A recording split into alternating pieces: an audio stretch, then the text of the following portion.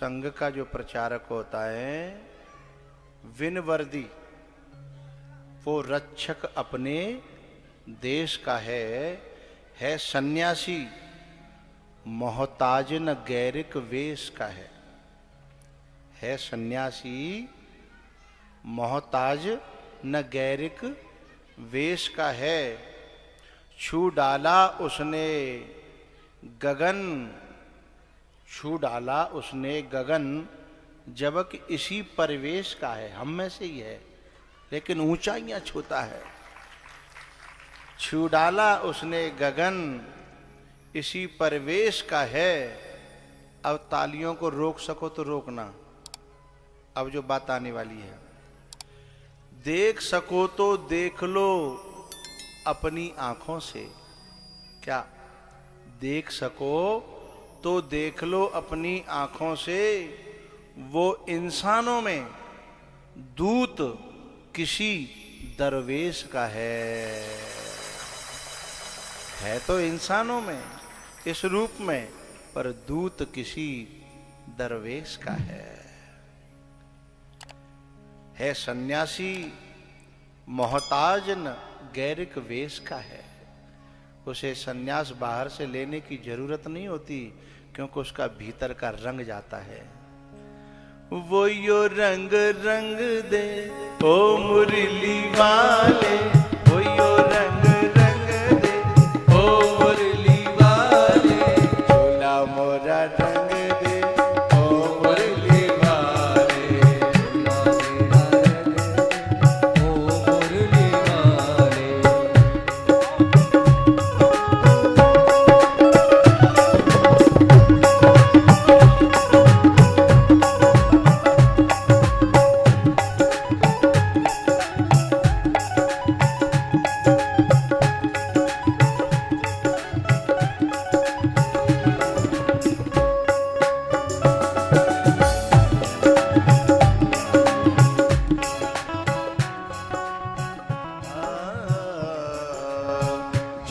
रंग में तेरी मीरा रंगी थी,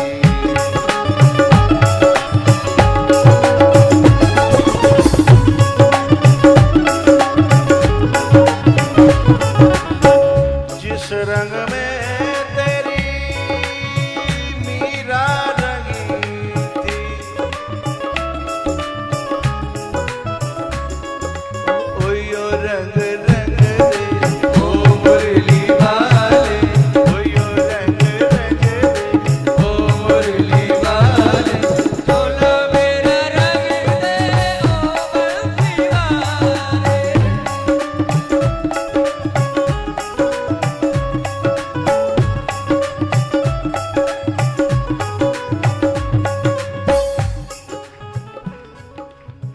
जिस रंग में तेरी मुरली रंगी है,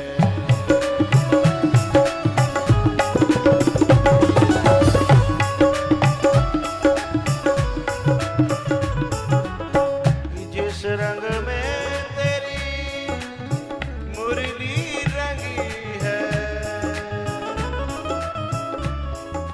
वो यो रंग रंग दे ओ मुरली वाले, वो यो रंग रंग दे ओ मुरली वाले,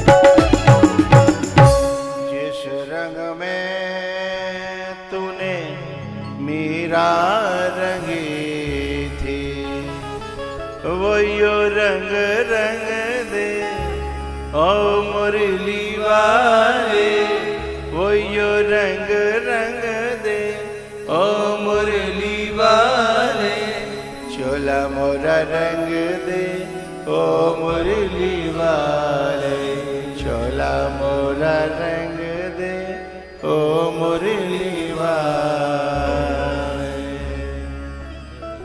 तो जिनका दिल रंग गया है, जिनका हृदय रंग गया है, वो बाहर से मोहताज नहीं किसी गैरिक वेश के हैं। उन्हें गैरिक वेश को बाहर से, गैरिक माने गेरुआ है, गैरिक माने गेरुआ, गेरुआ को बाहर से ओढ़ने की जरूरत नहीं है। तो आइए भैया, बात चल रही थी पिता में भीष्म।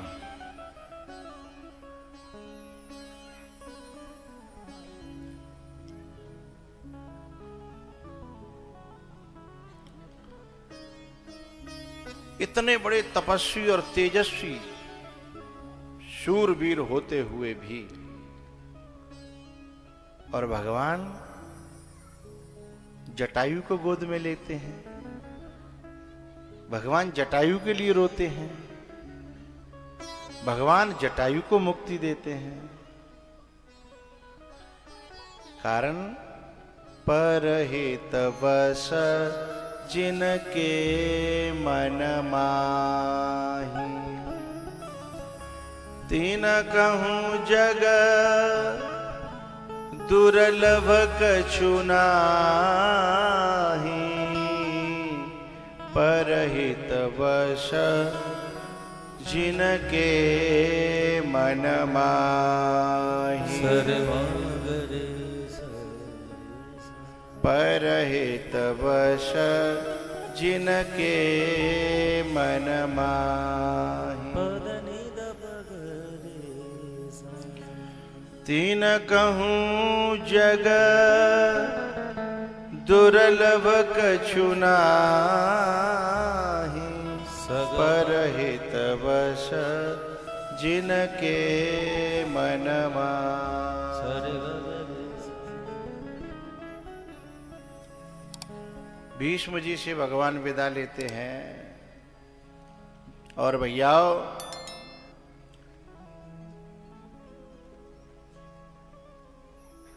युधिष्ठिर जी राजा बने, लेकिन अब राजपाट में उन्हें सुकून न था।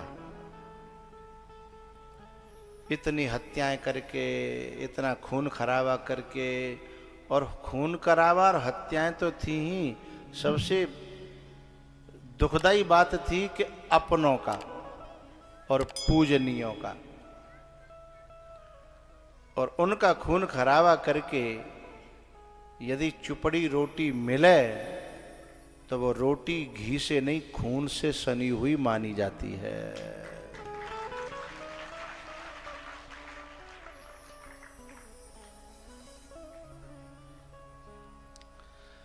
इसलिए वो इंतजार कर रहे हैं कि जैसे भी कोई इस राज को संभालने वाला आ जाए तो मैं घर बार छोड़ दूं, मैं वैराग्य ले लूं। कुछ लोगों को असलियत में वैराग्य होता है, वो प्रवृत्ति में रहते हुए भी निवृत्त होते हैं, और कुछ लोग ऐसे भी होते हैं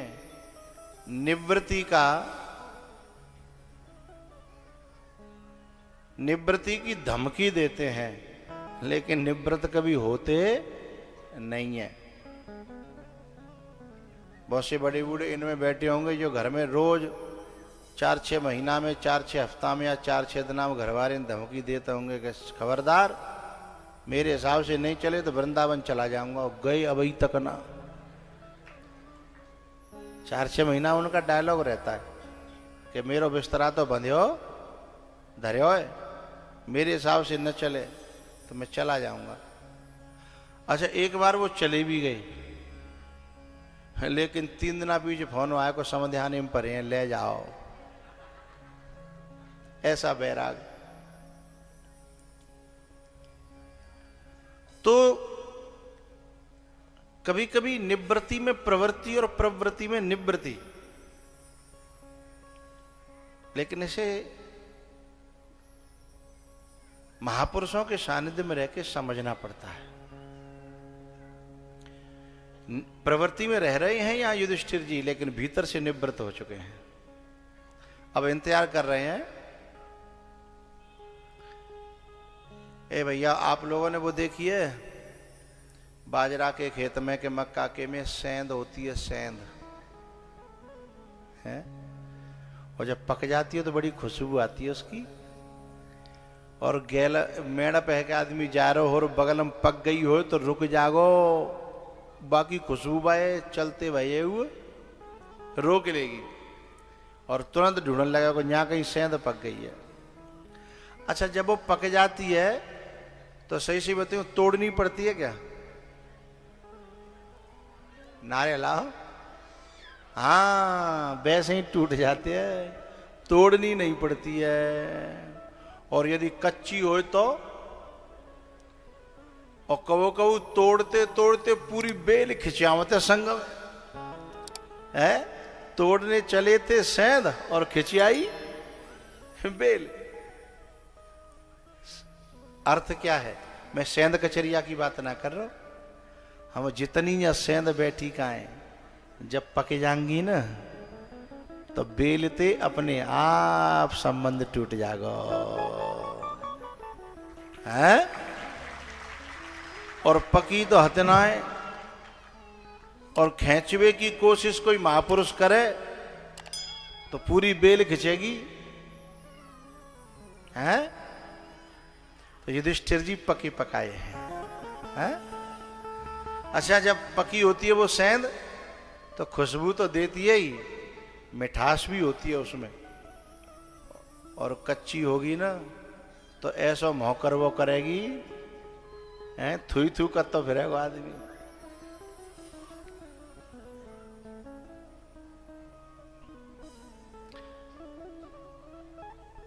भैया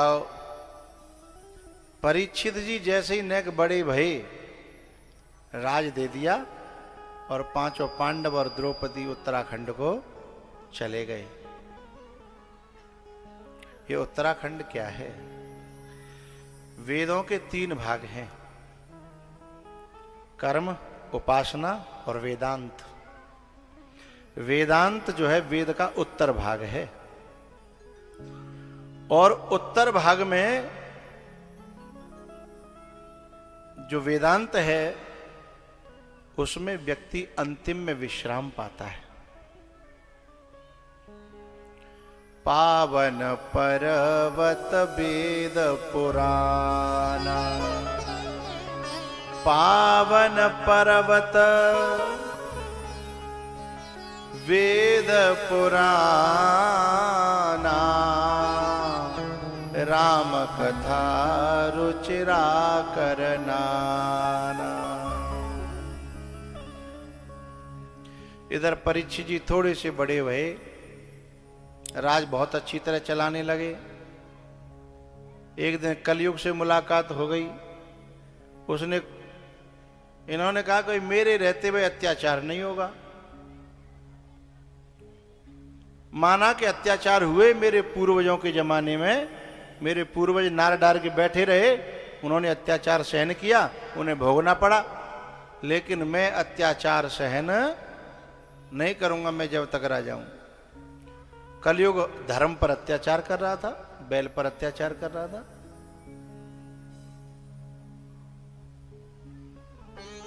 परीक्षित जी ने उसे ललकारा, फटकारा, चरणों में आके गिर गया, लेकिन नवन नीच की अति दुखदाई, चरणों में गिर के भी खेल खेल गया। परीक्षित जी से 4 जगह मांग ली। अभ्यर्थिस्तदा तस्मै स्थानानि कलये ददौ, द्यूतं पानं स्त्रियं सूना, यत्रा धर्मश्चतुर्विधः, यत्रा धर्मश्चतुर्विधः। बोले 4 जगह कलयुग को दी परीक्षित जी ने। बोले मेरे राज्य में 4 जगह कहीं मिल जाए तो रहना। आज भी वो वचन चल रहा है, इन जगहों पर कलयुग का निवास रहता है। कलयुग माने कल है। कौन कौन सी जगह है? द्यूतम, जहां ताश होते हैं, जुआ होता है, भगवान करे भैंसों में और बसई में नहीं होते हों ताश होते हैं। ताश, इक्का दुक्की, तुरप, चिड़ी, ईंट, ये तो बताना रे मैया तुम बताओ होते हैं? देखो जी कितनी जल्दी बता रही हैं, क्योंकि ये खेलती नहीं है, हैं? जी खेलता होंगे। हाँ, तो जो खेलता है उसके सिर पे कलयुग बैठता है, और जिसके घर पे होते हैं, जिसके चबूतरे पे होते हैं, उसके घर पे कलयुग बैठता है। और पता है जो खेलता है उसका तो विनाश होता ही है, जो देखता है उसका पहले होता है। अब ये आप लोग सोचोगे देखने वाले का क्या दोष है? बोले जब पकड़ा दकड़ी होती है खिलाड़ी तो भाग जाते हैं, देखने वाला पकड़ा जाता है पहले, है? पहली बात। दूसरी बात एक और है, आज जो खिलाड़ी है ना वो कल देखने वाला ही था। आज जो खेल रहा है कल वो देखने वाला था। कैसे सीख गया? कि बीच में पानी पीवे जानो तो बानकी ने कि मेरी चाल चल दी हो भैया, तो चाल चलते चलते चलते चलते चालू हो गया।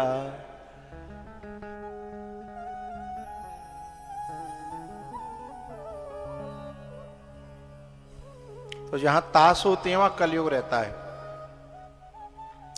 जहां नशा होता है वहां कलयुग रहता है, जहां की माताएं अमर्यादित रहती हैं, पहनना, ओढ़ना, बोलना, देखना, ये सब जिनका अमर्यादित है वहां कलयुग रहेगा। जहां हिंसा होती है वहां कलयुग रहता है। 4 जगह हो गई। 5वीं जगह कलयुग ने स्वयं प्रार्थना करी कि एक तो मैं हिसाब से दे दो। बोले बताओ? बोले सोने में। सोने में भी कलयुग रहता है। जो माता बहनें ज्यादा सोना चांदी पहनती है ना, तो वो कलयुग को निमंत्रण देती हैं कि आओ चोटाओ, मुंह पर सोनो चांदी तनो देख जाओ, हैं? और छोटा समझ जाता कि इतना तो पहरे डोल रही है, फिर घर में तो बोलो करो, ताशन की तो हाल बोल दी तुमने। तो यदि पहने के इतना डोल रही है तो घर में तो जने कितना होगा। तो सोनो चांदी ज्यादा पहनना नहीं चाहिए। तो बोले क्या करें? घर राखो।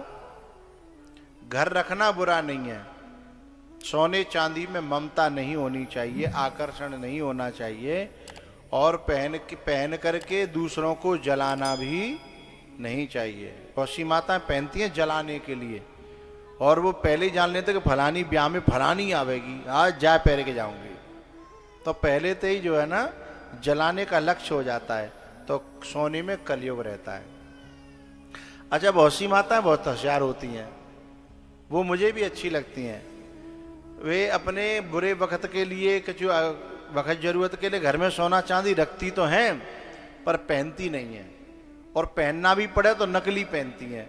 मैंने कहा क्यों पहनती हो नकली?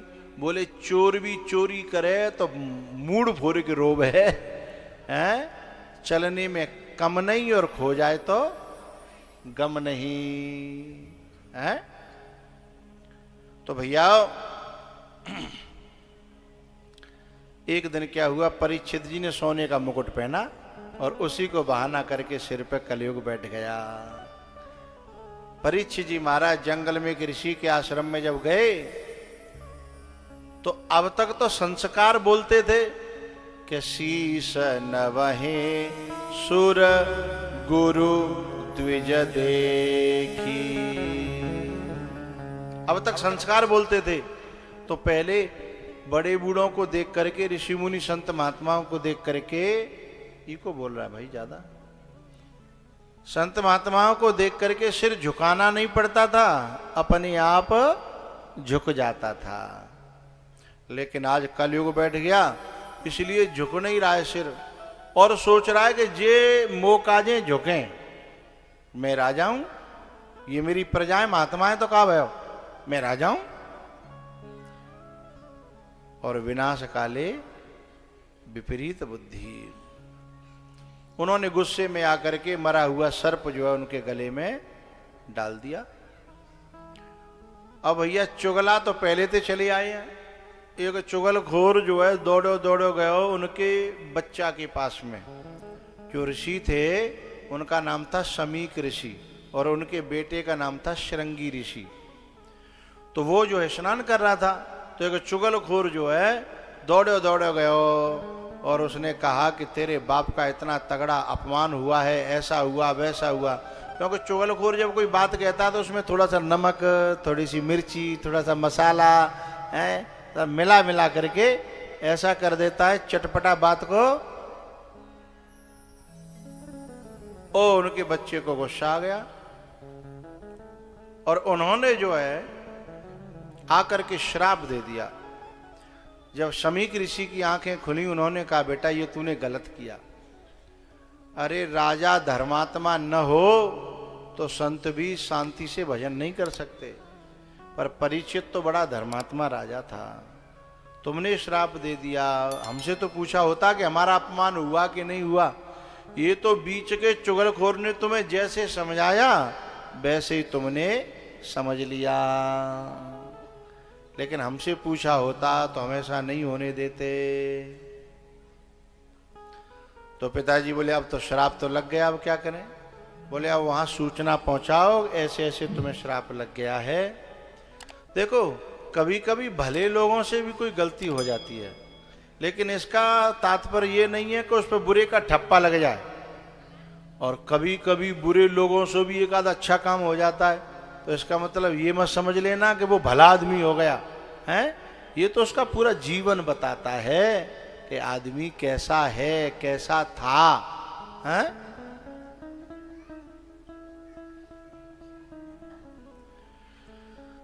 परीक्षित जी महाराज को जैसे खबर मिली, उन्होंने उसी क्षण निर्णय कर लिया कि ना हम किसी के न कोई हमारा।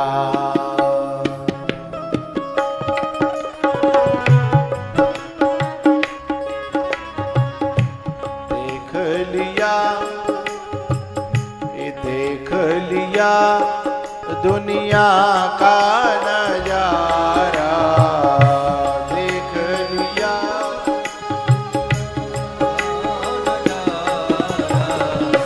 ना हम किसी के न कोई हमारा।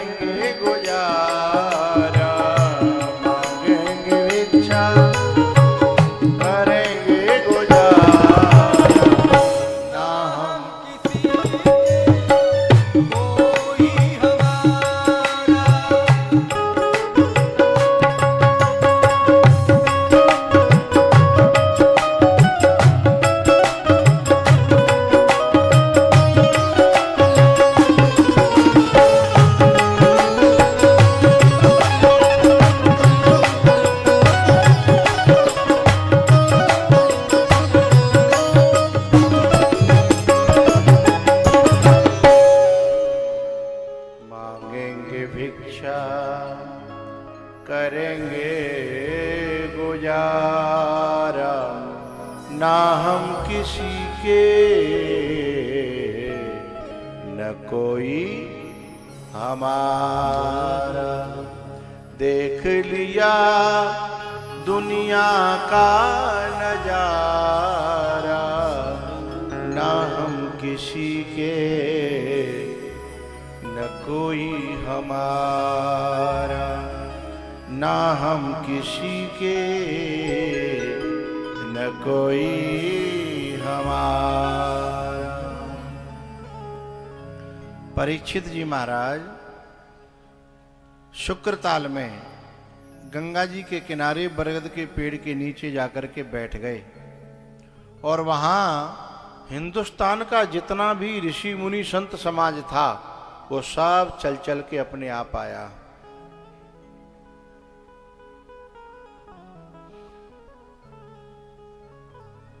क्यों आए ऋषि मुनि संत महात्मा? समझिएगा साहब, हम जमीन खरीदते हैं, प्लॉट खरीदते हैं, होटल खरीद लेते हैं, कोल्ड स्टोर खरीद लेते हैं, कॉलेज खरीद लेते हैं। भगवान देता है तो अच्छी बात है, खरीदो, मना नहीं है, लेकिन एक छोटा सा कोना संतों के हृदय में भी खरीदना। जब ऐसी परिस्थिति आएगी तो जिनके हृदयों में हमने थोड़ी सी जगह बनाई थी वे उस विपत्ति काल में चल करके अपने आप आ जाएंगे।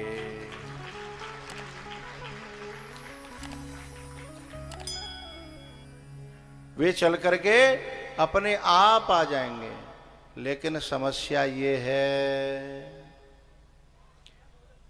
हरे कृष्णा हरे कृष्णा कृष्णा कृष्णा हरे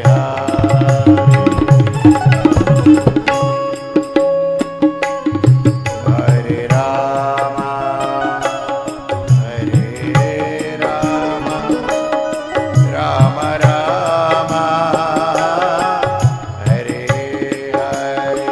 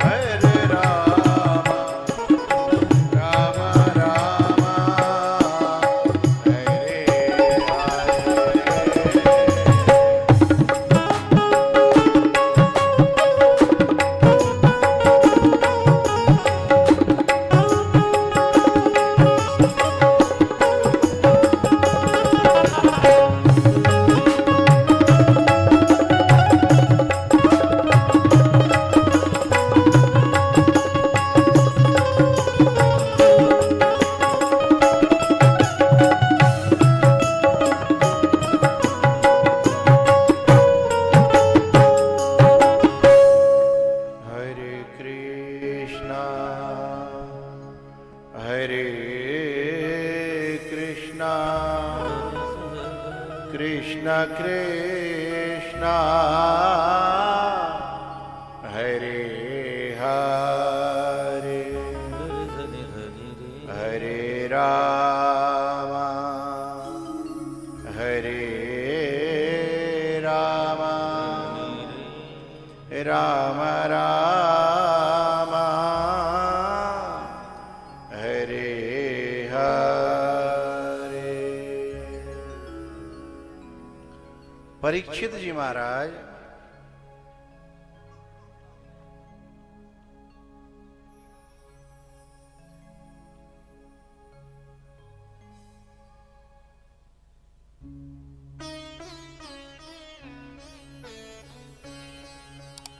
परीक्षित जी महाराज इतने संत बैठे हैं लेकिन किसी पे समाधान नहीं हो रहा। क्यों समाधान नहीं हो रहा?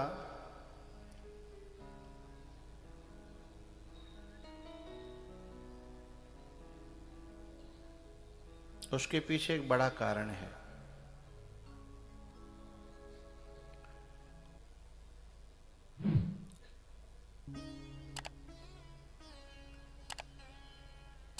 कारण को बताऊं कि रहने दूं, ये सोच रहा हूं। बता दें?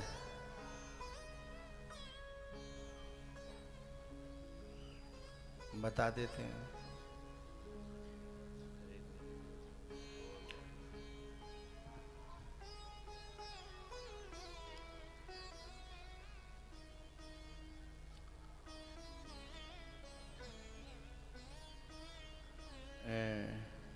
अभी हमने कथा करी थी रामेश्वरम में, उसका जरा सागर का वो दिखाना।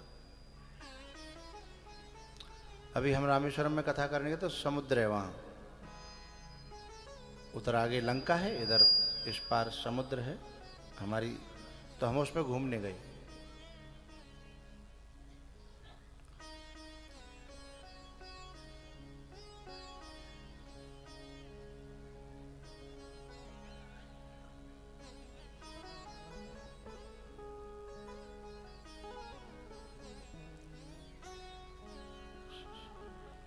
सागर दिखाओ, सीधे सागर।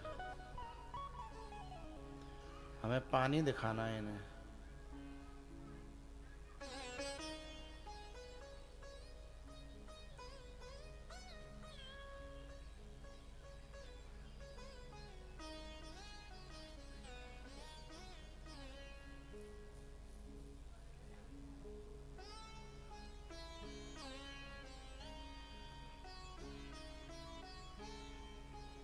ये देखिए,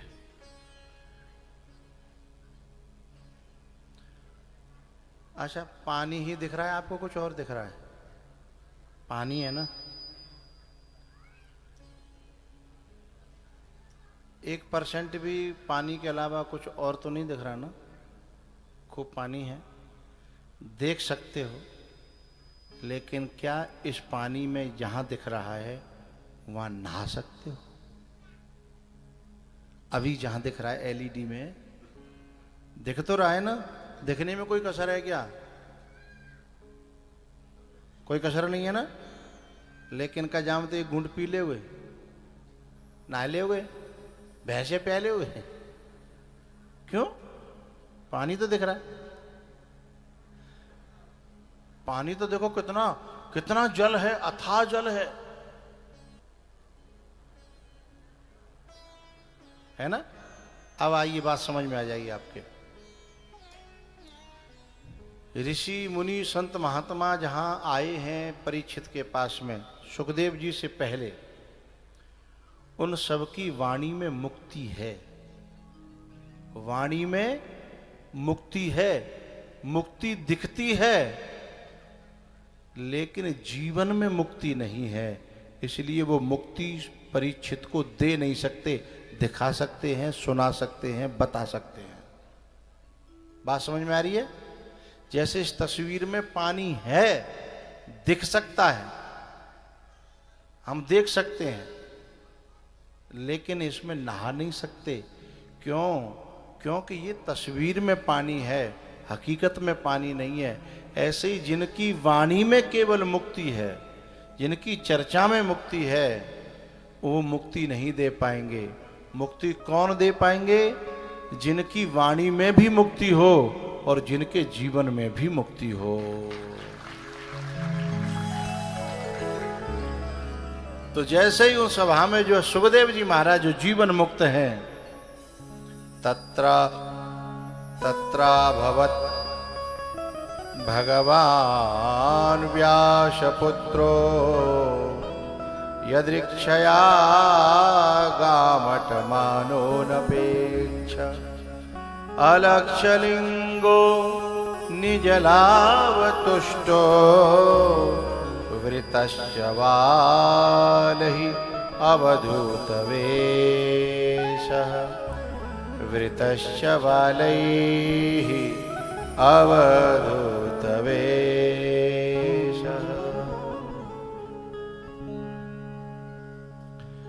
सुखदेव जी की वाणी में भी मुक्ति है और उनके जीवन में भी मुक्ति है। इसीलिए वो मुक्ति बांटते हैं। और जैसे ही वहां वो आए सो चरणों में जो है ना परीक्षित जी गिर पड़े। सभी ऋषि मुनियों ने इशारा किया कि तुम्हारा तारणहार आ गया। हरि की कथा सुनाने वाले, हरि का नाम सुनाने वाले, तुमको लाखों प्रणाम, तुमको लाखों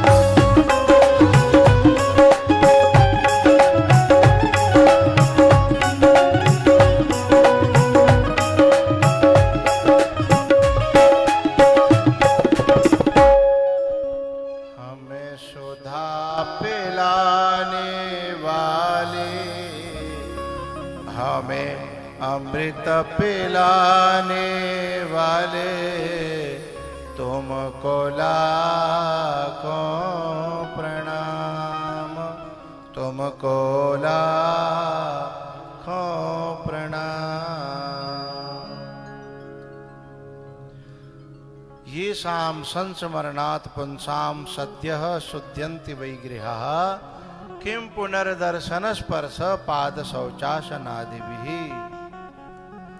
भैया जिन्होंने गुरु बना रखे हैं और गुरुओं में जिनका बहुत प्रेम और श्रद्धा है, उन्हें जब गुरु की याद आती है तो आंखें भर आती हैं। गुरु जी के साथ बिताए हुए क्षण, पल, घड़ी, महीना, वे सब याद आ जाएं तो आंखें भर आती हैं। ये शाम संस्मरणात्, स्मरण करने से हृदय पवित्र होता है। संतों का स्मरण करने से हृदय पवित्र होता है और दुष्टों का स्मरण करने से हृदय अपवित्र होता है। अच्छा, जिन संतों का, जिन गुरुओं का स्मरण करने से हृदय पवित्र होता है, उनका स्मरण भी हो और फिर कहीं सौभाग्य से दर्शन भी हो जाए, हैं? तो फिर कहना ही क्या। जिनके स्मरण से हृदय पवित्र होता है, उनका स्मरण भी जिस घर में होता हो और दर्शन भी हो जाए और कहीं उनका पांव हमारे आंगन में पड़ जाए तो आहा। और उसके भाग्य के बारे में क्या कहोगे? जिनके स्मरण भी होता हो, जिन्हें दर्शन भी होता हो और उनके पांव भी आंगन में पड़ जाए और क्यों अपने हाथंते गरम गरम बनाए के और उन्हें भोजन करावे को मौका मिल जाए। आहा। ये शाम संज मरणात पुंसाम सद्यः शुद्ध्यन्ति वै गृहा किम पुनर्दर्शन स्पर्श पाद शौचासनादिभिः। भैया, सुखदेव जी महाराज जब चबूतरा पे बैठे और परीक्षित जी ने अपना भाव रखा, प्रश्न रखा, पुरुषस्येह यत् कार्यम, बहुत भारीपन है, पुरुषस्येह यत् कार्यम म्रियमाणस्य सर्वथा। यह प्रश्न है, देखो परीक्षित जी को श्राप लगाया कि तू 7वें दिन मर जाएगा। तो ये जो बात है ये भविष्य की है, मरेगा, इसमें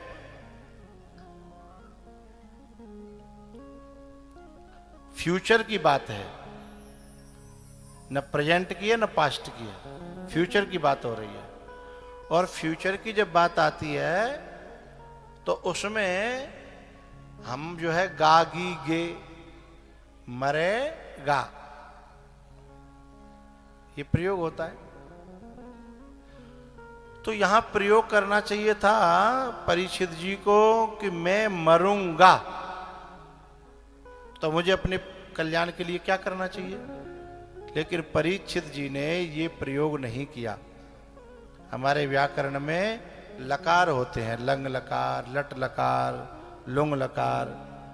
तो वर्तमान अर्थ में आती है लट, जिसमें शब्द बनता है यहां म्रियमाणस्य।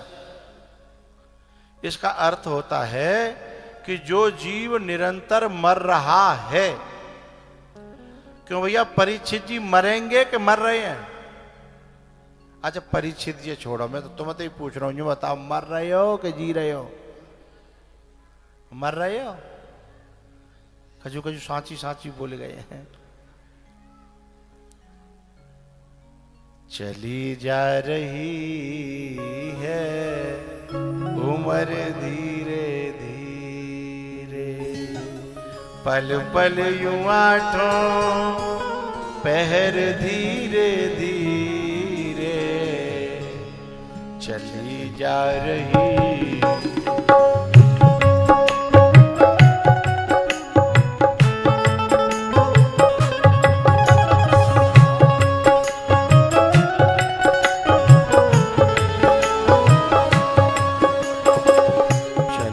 जा रही है उम्र धीरे।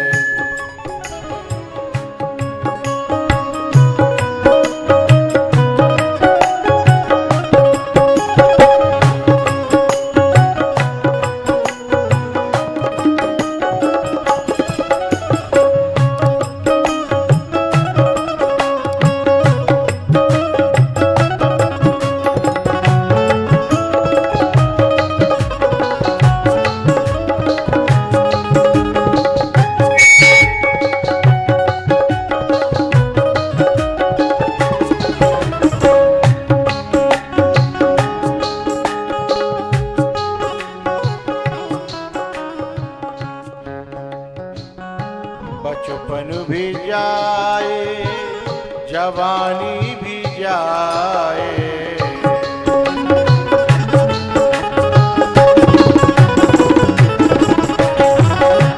बचपन भी जाए जवानी भी जाए, बुढ़ापे का होगा असर धीरे धीरे।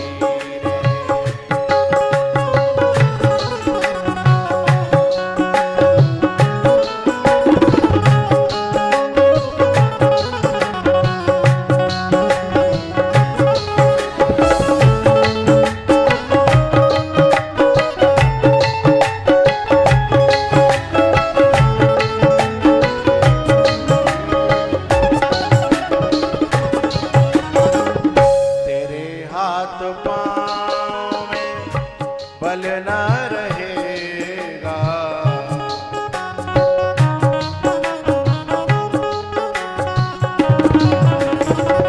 तेरे हाथ पाँव में बल न रहेगा, झुकेगी तुम्हारी कमर धीरे धीरे।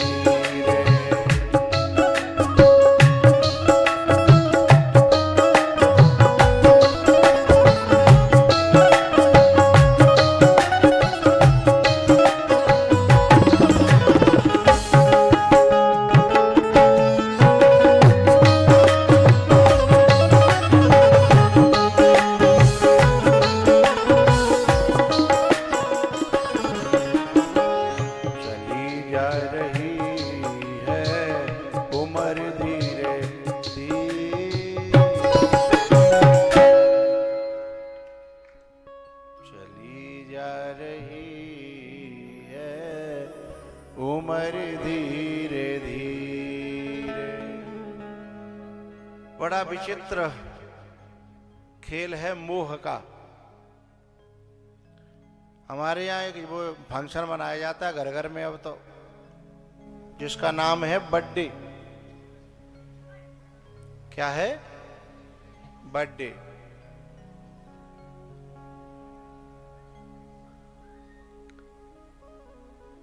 बात तो दुख की है और मना रहे हैं खुशी। इसी का नाम मोह है, अज्ञान।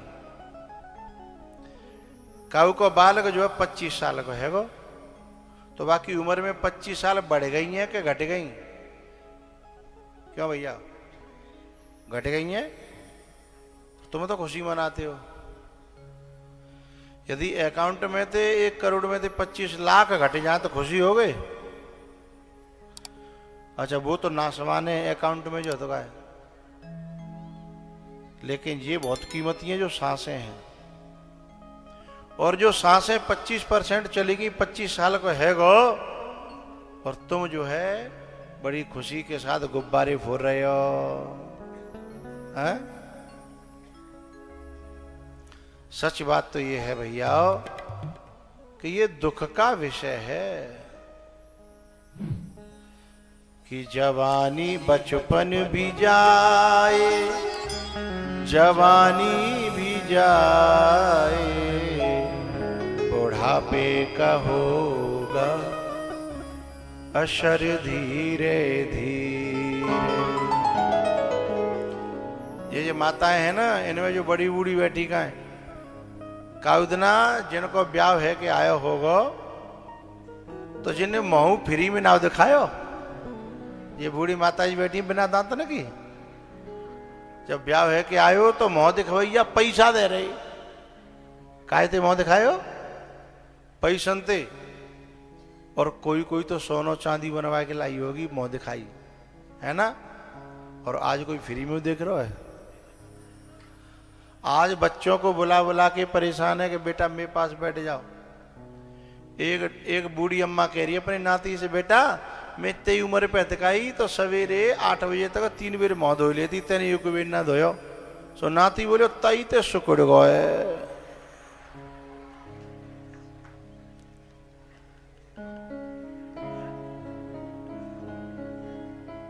तो ये माताएं जिनके मुंह की एक दिन टिकट लगती थी, अच्छा जो पैसा देती थी ना उनको भी अपई होते मोह नहीं दिखावे तो घूंघट उघार दे ना, पैसा धर दे और खुद उघारे और खुद देख है।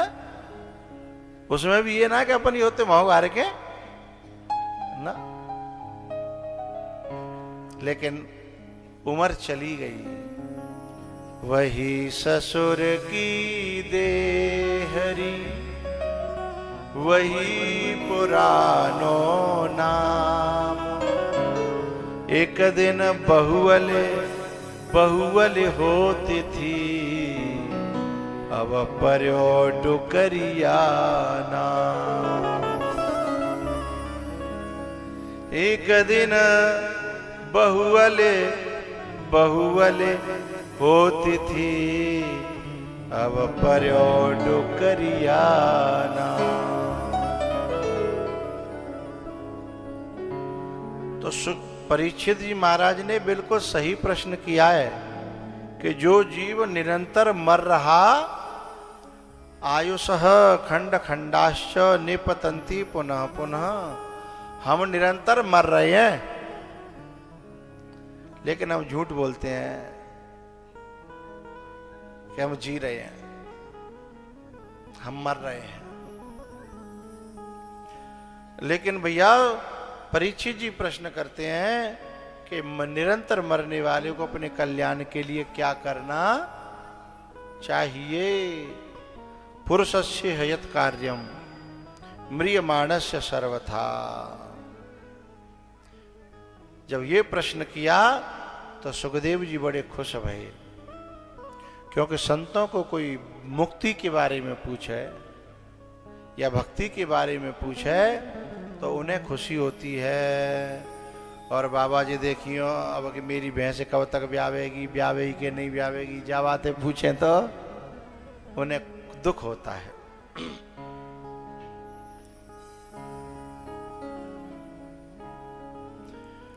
तो भैया सुखदेव जी महाराज ने प्रशंसा करी। वर्याने सते प्रश्न कृतो लोकहितं नृपः, आत्मवित् सम्मतः पुंसां श्रोतव्यादिषु यः परः।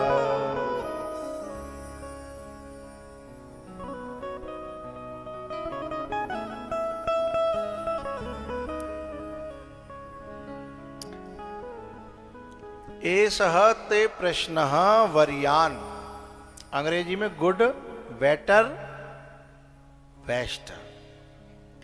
तो यहां जो वर्यान शब्द है ना, वर माने श्रेष्ठ होता है और इसमें ईशुन प्रत्यय का ईयान बनता है, तो वरियान यानी बेटर नहीं, बेस्ट। यानी ते प्रश्न वर्यान। बोले क्यों? कि लोकहितम, इस प्रश्न में संसार का हित छुपा हुआ है। ये तुम्हारे जो प्रश्न है इसमें लोक का हित छुपा हुआ है। और पता है आत्मवित् सम्मतः पुंसाम, जो आत्मवित् हैं, आत्मज्ञानी हैं, उनके द्वारा इस प्रश्न का हमेशा समर्थन होगा। ऐसा प्रश्न जो करेगा, ऐसा ही प्रश्न जो पार्वती ने शंकर भगवान से किया था कि राम कौन है, राम के बारे में बताओ, तो उन्होंने भी कहा था धन्य धन्य गिरिराज कुमारी,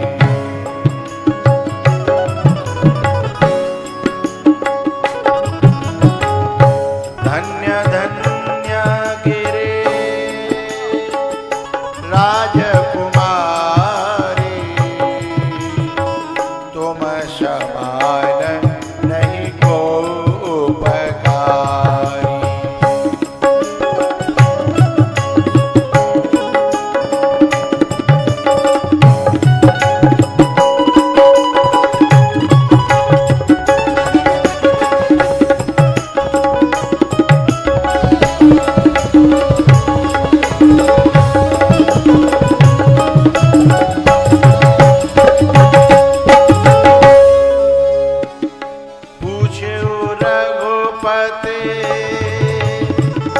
कथा प्रसंगा सकल लोक जग पार, पावनी गंगा।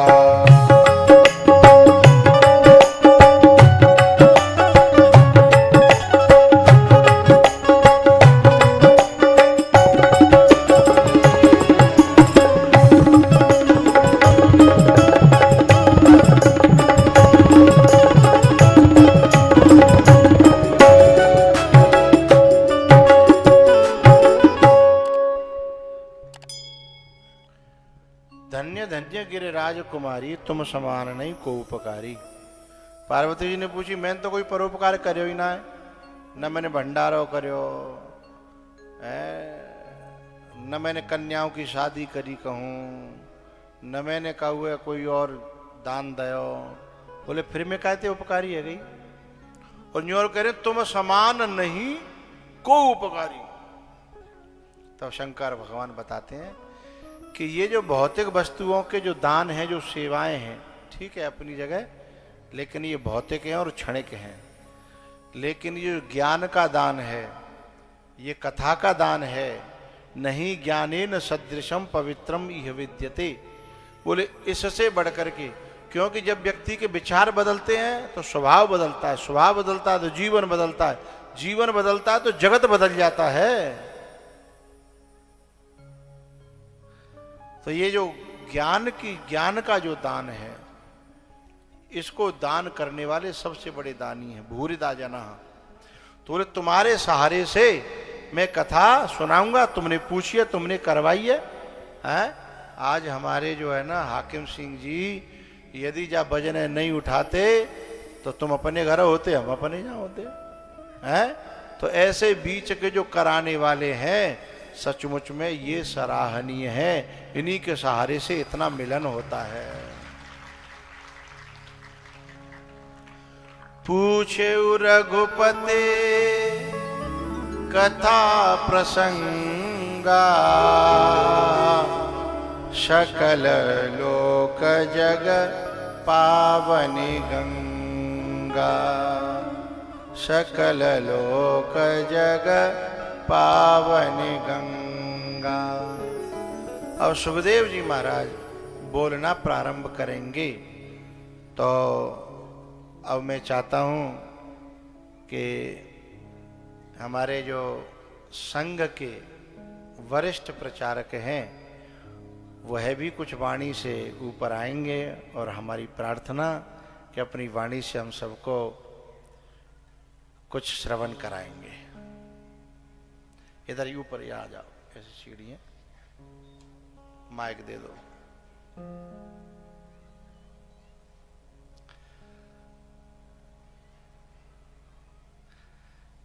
इनका त्याग मैं जानता हूं, मैं भी स्वयं सेवक हूं।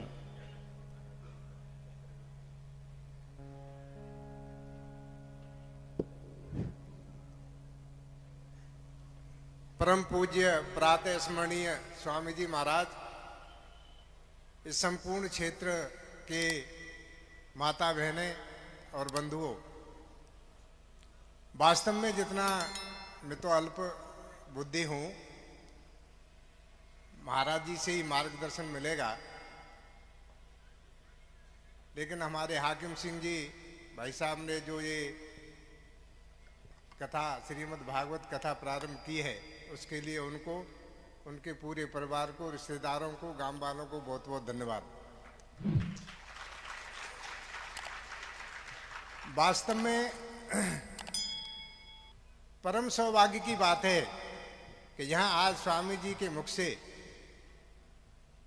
और मेरा भी भाग्य कि मैं उस दिन आया हूँ जब वो कथा प्रारंभ हो रही है जिससे संपूर्ण सृष्टि के मुक्ति का मार्ग खुलता है। वाह। अभी इस लोक में इस समय जो आवश्यकता है वो हमारे परम पूज्य संत भगवान हर कथा में अब कहना प्रारंभ किया है 15 वर्ष से।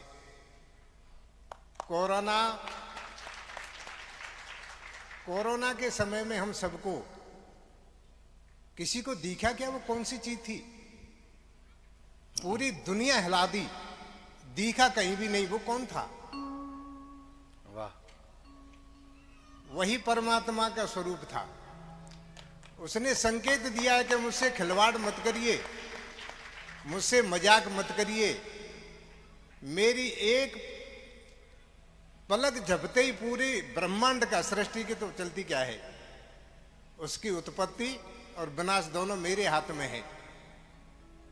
तो हम जो इस समय के दौर में गुजर रहे हैं, जैसे महाराज जी ने कलयुग का वर्णन किया कि कहाँ कहाँ बैठा है, उन चीजों से हट करके गौ माता का सम्मान करिए। नहीं, रसातल में जाएंगे ही, पौधा लगाइए ही, सांस मिलेगी नहीं आपको। गांव में से छोड़ करके लोग पीपल के पेड़ के नीचे जिंदगी व्यतीत करी, 4 महीने 5 महीने 1 साल। अच्छा अन्न उगाओ, गौ आधारित खेती करो, इस युग की मांग है ये। वो कथा और भागवत के माध्यम से हमारे संत भगवान कह रहे हैं। मैं बहुत कुछ जानता नहीं हूँ। महाराज जी का बहुत बहुत धन्यवाद। मुझे 40 वर्ष हो गए हैं। मैंने तो आप जैसे लोगों से कुछ सीखा है, तो उस पर क्षण मात्र चलने का प्रयास कर रहा हूँ। बहुत बहुत धन्यवाद। बहुत ही सुंदर। थोड़े में बहुत कम शब्दों में बहुत बड़ी बातें कही।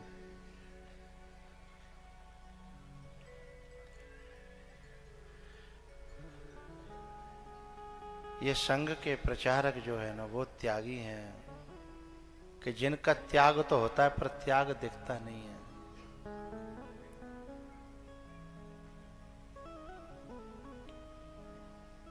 थोड़े में बहुत सारी बातें कह दी। हरे कृष्णा हरे कृष्णा कृष्ण कृष्णा हरे हरे।